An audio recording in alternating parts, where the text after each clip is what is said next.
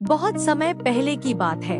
एक घने जंगल में एक छोटी सी मकड़ी रहती थी। उसका नाम मीना था। मीना बहुत मेहनती थी और हर दिन अपने जाल को मजबूत बनाने में लगी रहती थी। वह सोचती थी कि उसका जाल सबसे अच्छा और खूबसूरत होना चाहिए।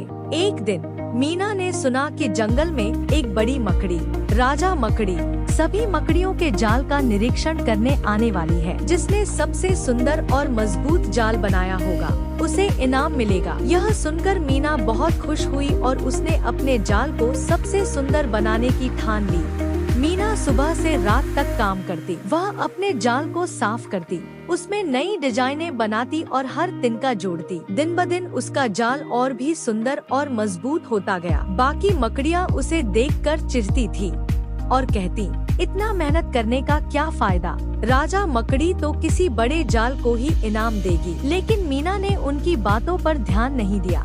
कुछ दिनों बाद राजा मकड़ी जंगल में आई। वह हर जाल का निरीक्षण कर रही थी। बड़े बड़े और भव्य जाल देखकर वह खुश हो रही थी। जब वह मीना के छोटे जाल के पास पहुंची, तो वह थोड़ी हैरान हुई। मीना का जाल छोटा था, लेकिन उसमें मेहनत और सुंदरता की झलक थी। राजा मकड़ी ने मीना से पूछा, तुम्हारा जाल इतना छोटा क्यों है?